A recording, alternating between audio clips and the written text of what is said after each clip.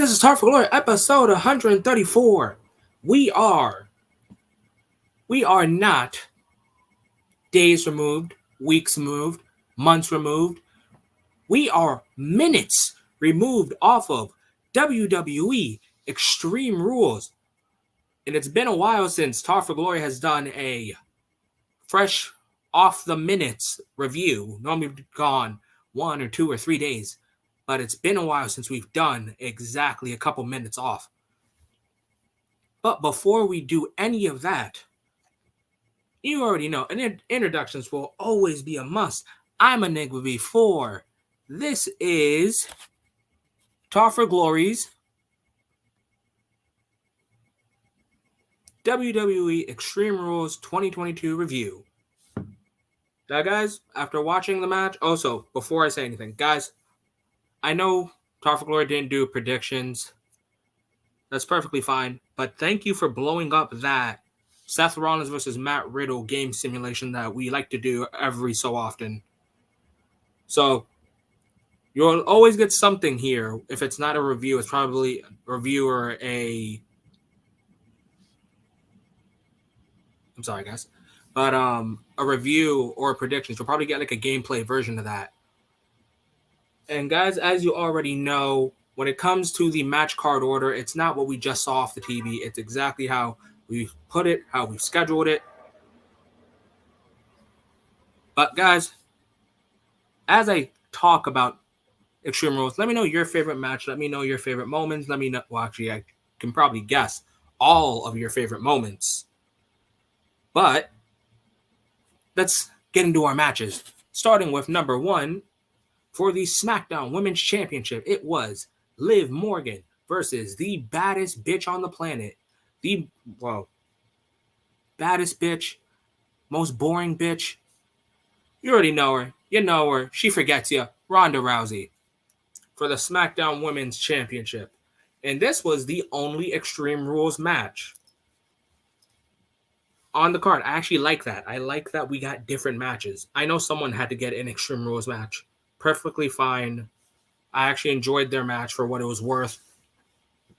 I will say, though, that I think Liv probably should have put in a little bit more offense.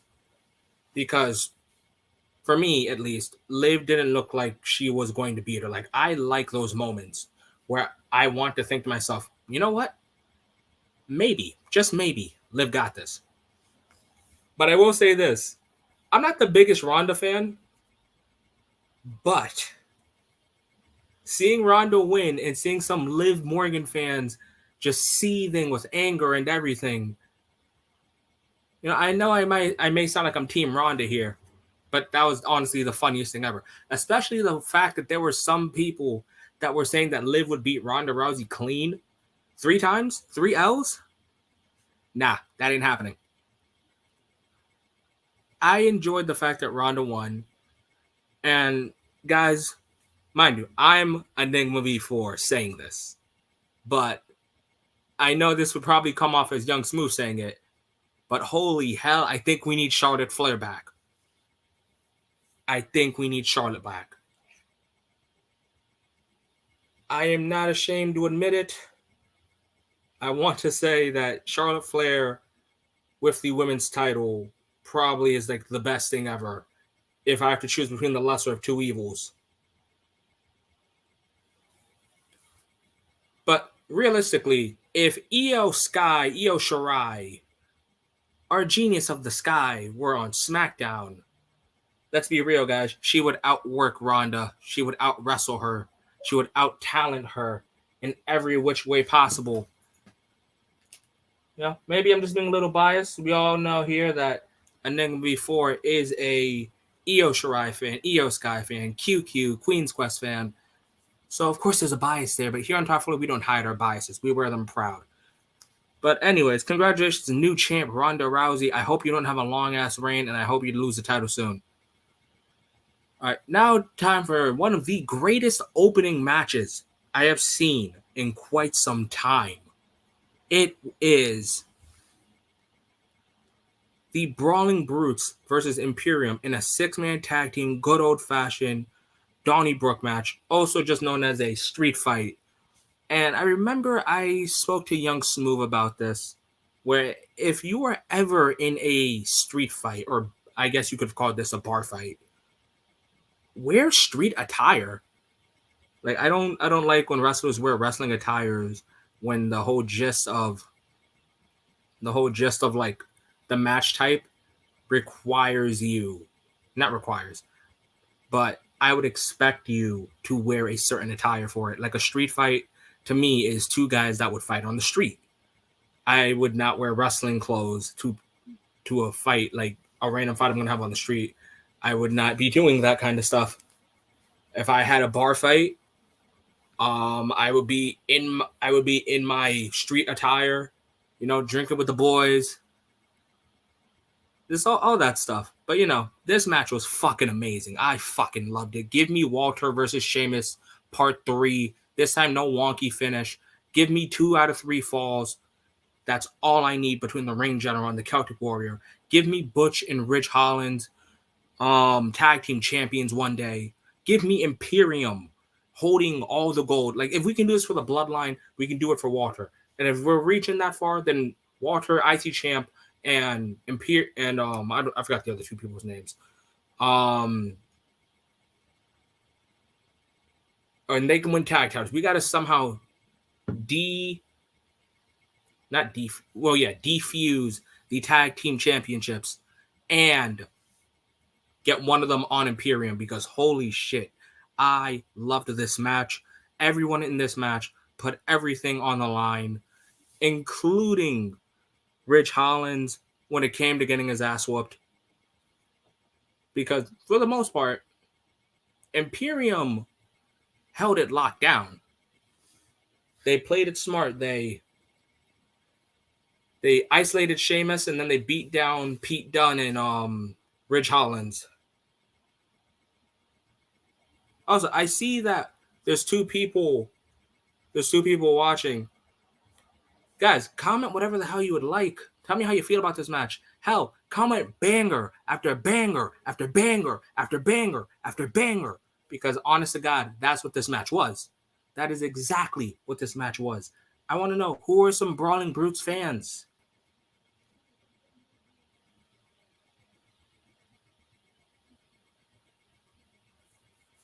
But, guys, the Brawling Brutes is one of my favorite things on SmackDown as of right now. I'm not going to say the Bloodline's one of my favorite things, because at this point, they're basically both brands.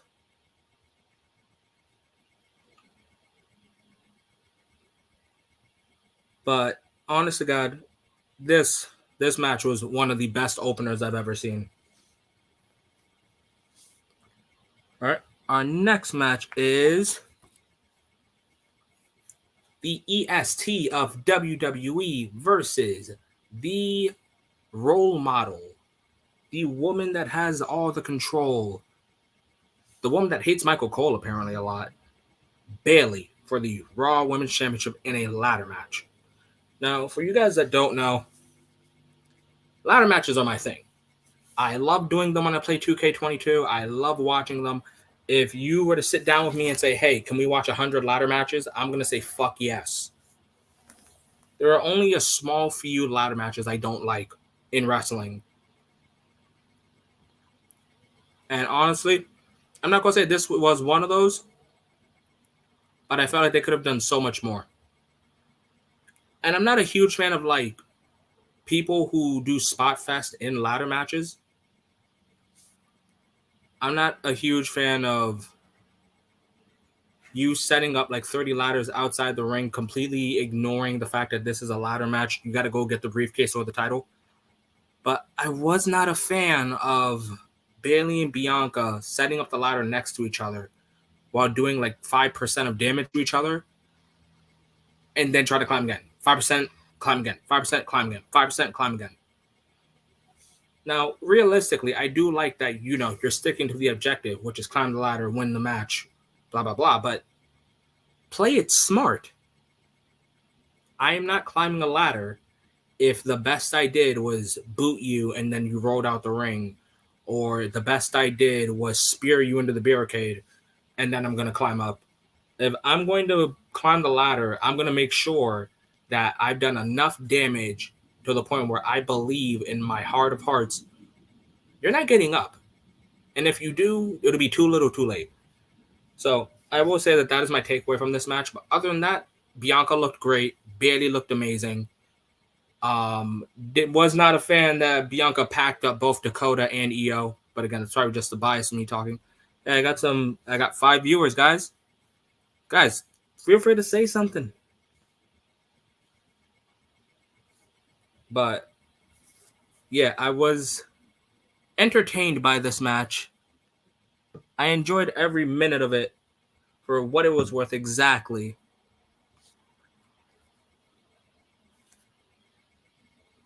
One moment, guys.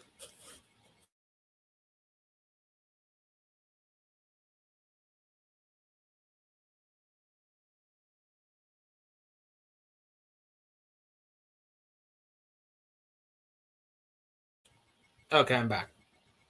But yeah, I enjoyed what Damage Control was doing. But I will say, as much as people want to say that the WWE Women's Tag Team titles are absolute garbage and deserve to be thrown in the bin, champions are champions nonetheless. But I would have appreciated a title defense from any of the tag champs. Looking at you, Usos. That would have been great. Okay, I see that there's 2 comments. Banger and bang. There we go. And Z, perfectly fine, brother. You know, I'm only on the second match as of the moment.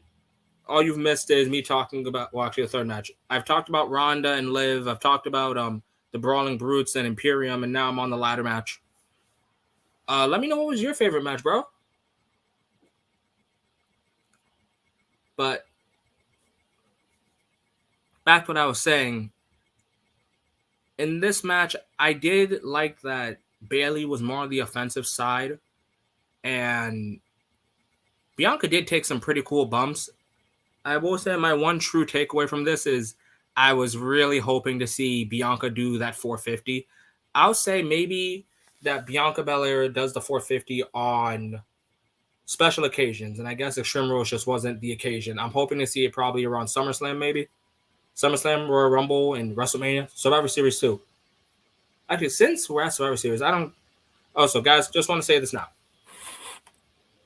Talk for Glory is not covering Crown Jewel or whatever Saudi show it's called. So, something else will probably be taking that thing's spot. But yeah, hopefully we get Bianca. Since we're skipping that, hopefully we get Bianca Belair versus Ronda Rousey at Survivor Series, and let's see how that plays out. Will you guys be Team Ronda or Team Bianca? We'll find that out whenever we get to Survivor Series. All right, and our next match is the Scottish psychopath, the Scottish warrior, the chosen one, the man that carried the WWE throughout the pandemic era, Drew McIntyre, versus the man that dominated the hell out of NXT, then sadly jobbed out to Jeff Hardy, then got released, then, I'll say it. Then the guy that got destroyed by Minoru Suzuki on, I forgot whatever tour it was, and then he decides to control his narrative and come back to the WWE. Karrion Kross in a strap match. I have seen so many variation names for this, whether it was like a Texas strap match, a Samoan strap match, just a regular strap match. Like, what's the difference? Is it the leather being used? Is it the material? Like, I would like to know what's the difference between every strap match, because I have seen strap matches between Umaga and CM Punk, Jerry the King Lawler and Michael Cole. I've seen just a bunch of strap matches between JTG and Shad Gaspar, and now this. So I've seen these. I have seen these strap matches, and all I can wonder is like, what is the best strap match anyone has ever seen? Like, comment some of your favorite strap matches if you guys have any favorites.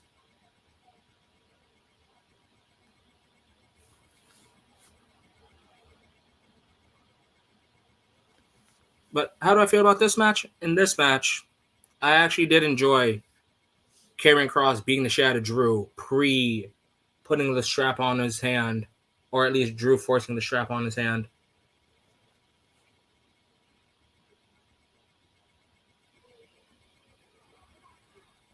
And Scarlett played such an essential role. Something I really enjoyed in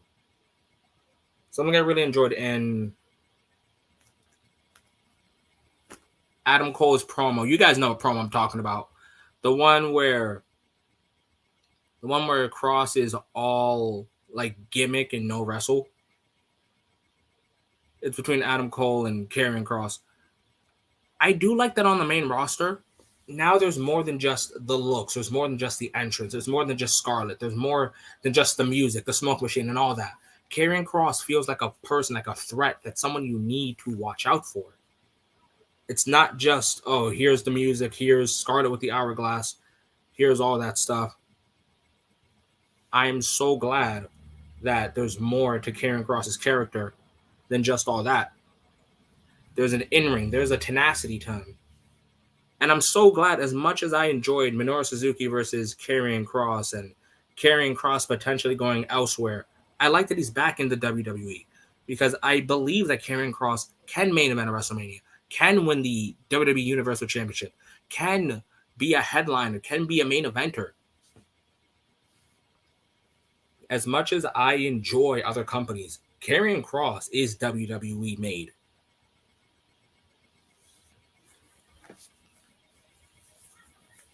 So this match kind of was a little bit too slow for my liking, but at the same time, the brutality, definitely enjoyed that. Just wasn't a fan of whenever they would slap each other with the straps, they would just be blocking with their like arms and then acting like as if, oh, you hit my head. And it's like, all right, at least take one to the neck. Or at least like the upper shoulder, like the collarbone maybe. But it was very in your face. Yeah, he hit the arm. I'm glad Karrion Kross got the W. Scarlett being more than just a pretty face with a badass voice where she sings the entrance and she's a character that walks Karrion Kross to the ring, and her being actually in the match. I love that. I like that Scarlett is now more of a character than she was on NXT.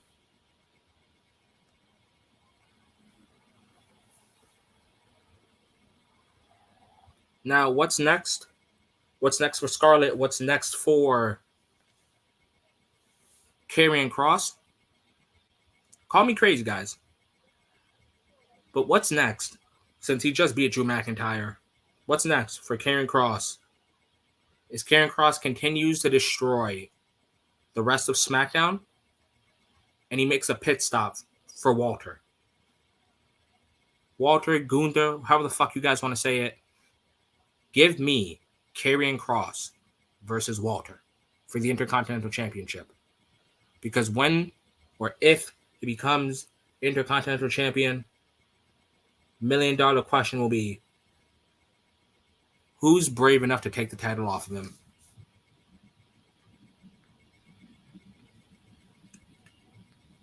Now let's transition into our next match. Personally, my match of the night, it is the Rated R Superstar, the WWE Hall of Famer, the 11-time World Heavyweight Champion, Edge versus, I'm going to love doing this introduction, the first ever WWE Universal Champion, the leader of Judgment Day, the first real rock and roller, the leader of a certain club. Well, not the leader, an OG of a certain club. I like to call him Prince Devitt. I miss his light up jacket, but everyone knows him as as Finn Balor. And also his badass mask of nails. I like that. It was cool. This match is match of the night for me. This is my 5-star match. I liked everything from this match, involving the submissions, involving every time one of the men would ask him, and they would just say shit like, screw you, or I'm not going to quit, or get that fucking mic away from me. I will say that my small, and trust me guys, it's this small, I do hate that when Rey Mysterio came out to save Edge after Rhea Ripley handcuffed him to the ropes, I will say that I fucking hated that when Rey got knocked out by Dominic, why was it more like he was in a coma? Like Rey was knocked out for like about a 90%. Like Beth Phoenix came out, unhandcuffed Edge, got a chair, Edge broke down the chair's leg. Beth and Rhea had a standoff. Like so many things happened, and you guys can ask Young Smooth about this. I was like, where the fuck is Rey?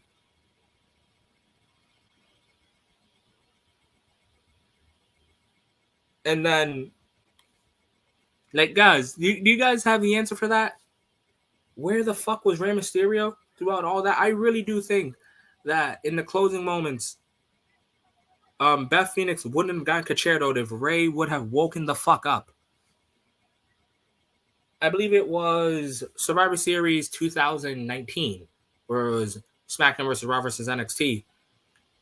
Or it was another Survivor Series where the crowd chants, "Wake up Roman," because he's down for so long. And honest to God, I wish that the crowd had chanted, "Wake up Rey." Because this dude was out cold. But I do like the ending of this match. And for you guys that don't feel like this, or you guys that don't think like this, Edge quitting to me isn't reminiscent of the Roman and Jey Uso Hell in a Cell match. It's actually reminiscent to me when Seth Rollins threatened Edge. Sorry guys.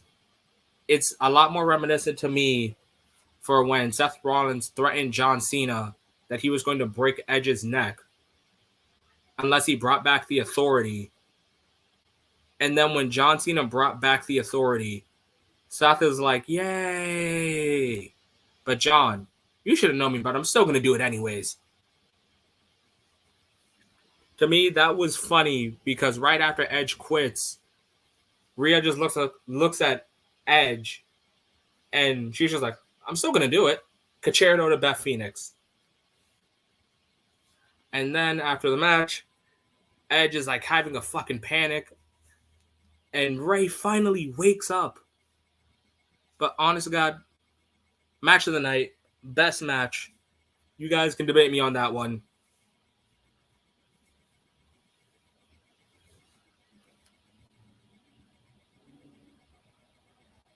Sorry, guys.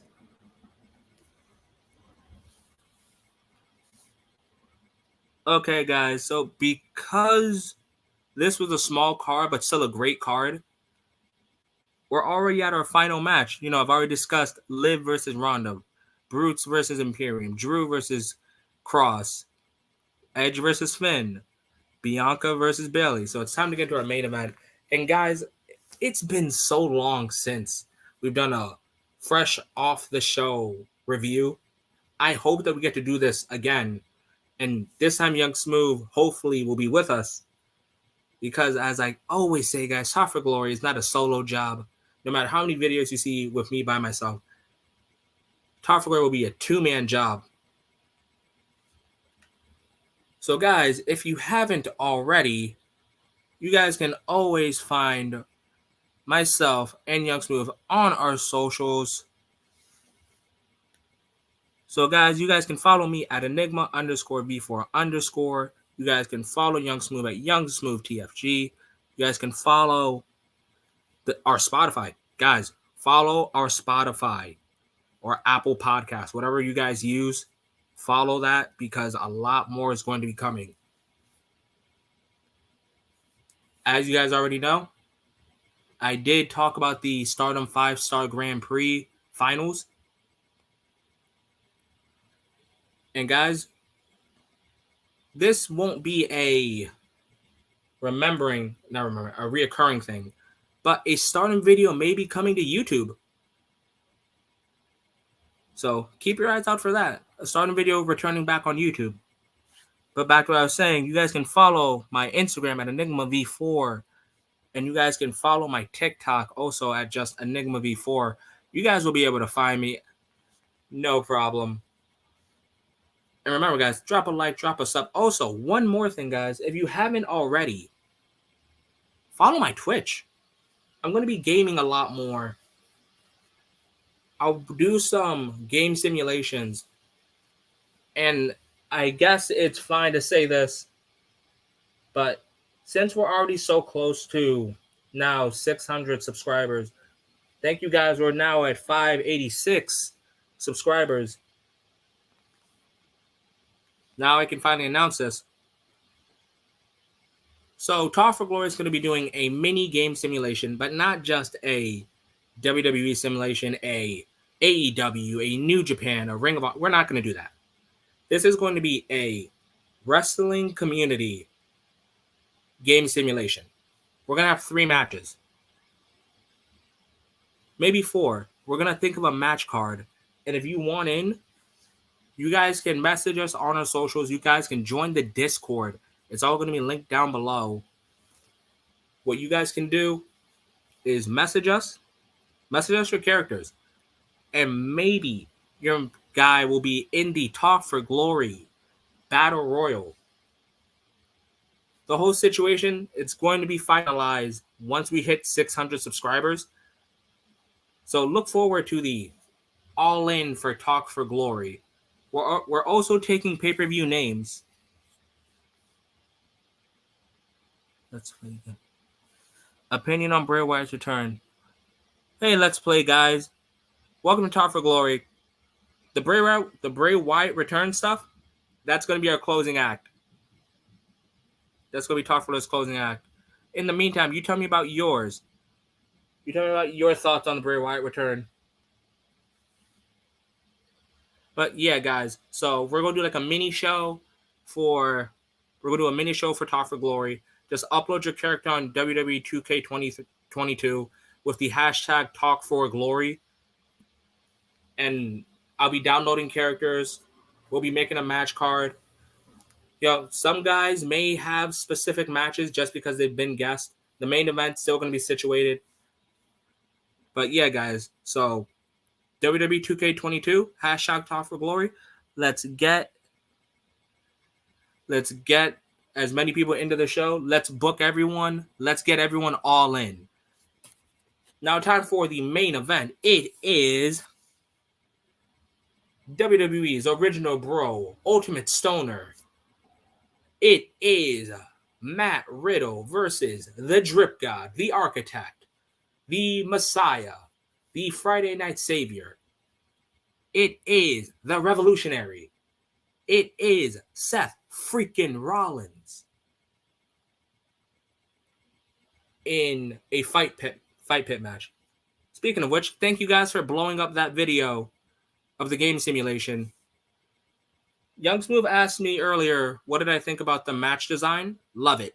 I love it how WWE didn't try so hard to make this a UFC match. I know Timothy Thatcher and Matt Riddle had the first ever fight pit match.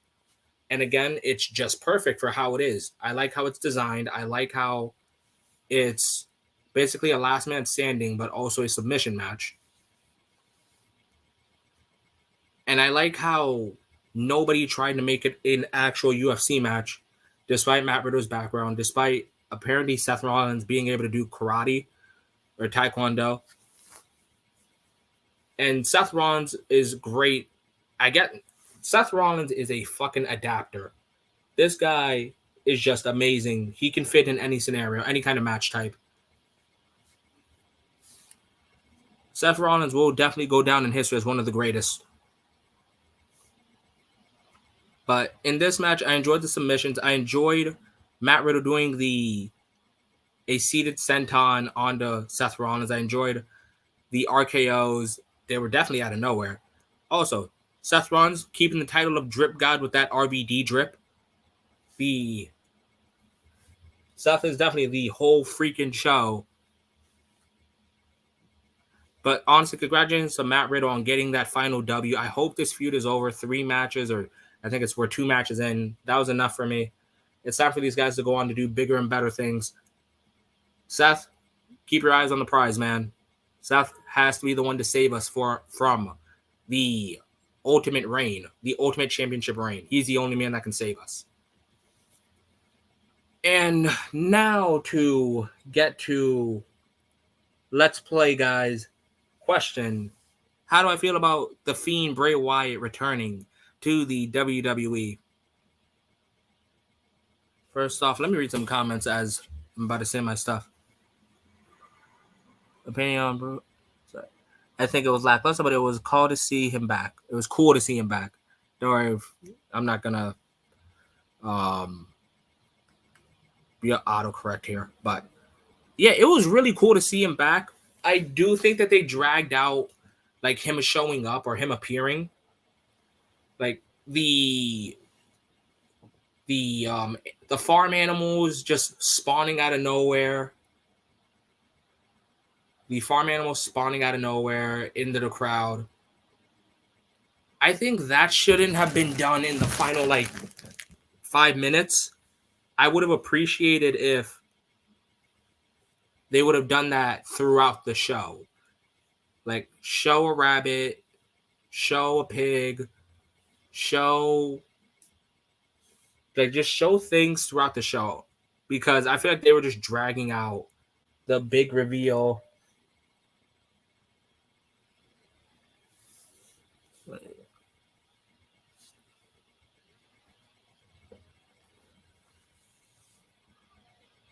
Sorry, guys, I'm reading a comment. Yeah, they took too long for him to return to get hype. Like, it was just, he's here now. Cool. Mo, I completely understand where you're coming from on that. Because I don't know if I've said this on camera or not, but to me, the greatest return promo to me is Chris Jericho's End of the World promo. It was 2012. Guys, I highly recommend everyone here watches that promo. Like, all together, all stitched together. Chris Jericho has the best return promo of all time to me. Because it actually had people scared. It actually had people think, wait, was that Monday Night Raw or was my TV glitching? But I'm glad to see Bray Wyatt back. He didn't attack anyone. He just showed up, which I actually like, because now we're wondering who is first. And we didn't get the Fiend. We got the man that follows the buzzards. We got the man that listens to Sister Abigail. We got the leader of the Wyatt family. Rest in peace, Brody Lee. Actually, guys, that reminds me. Braun Strowman, Bray Wyatt, Wyatt family possibly? Would anyone be open to a Wyatt family reunion?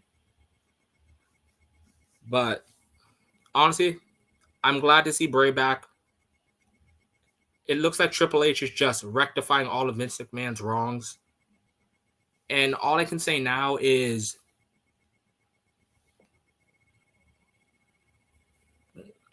who must be opponent of Fiend? Who should be the Fiend's first opponent? You know what? I'll go out on a limb and say that the Fiend's first opponent should be someone small. So nothing too big, but someone who definitely has a story attached to him. Someone that definitely has a story attached to the Fiend, even if it's small. Hell, I don't even think it should be a match. I think we should get Bray Wyatt and the Judgment Day interacting. No match, just Finn Balor acknowledges Bray Wyatt's presence. Bray Wyatt acknowledges Finn Balor's presence. Just do a runaround of Bray Wyatt reminiscing of old enemies. Because I don't want him to immediately go for like the Universal Championship. Have him have like small vignettes of his matches with Seth Rollins, with Bray Wyatt, with The Miz back in 2019, I believe. Actually, nah, leave Miz alone. Miz is going through enough PTSD here with Dexter Lumis. Even have him interact with Alexa Bliss. Because, guys, as we've been live, I just saw a tweet from Alexa Bliss saying, long time no see, old friend, or good to see you back, old friend. So let's have some of those back. But those are my thoughts on The Fiend returning. I'm glad he's back. Cool he's back. Who he's going to feud with, don't know. Looking forward to finding that out myself. Guys, this is definitely the most viewers Talk for Glory has had on a live stream. So I'm hoping that you guys will be this active as well on our next views, on our next lives with this many views. But guys, I hope everyone enjoyed Extreme Rules. I hope everyone enjoyed this live. I hope everyone continues to enjoy wrestling.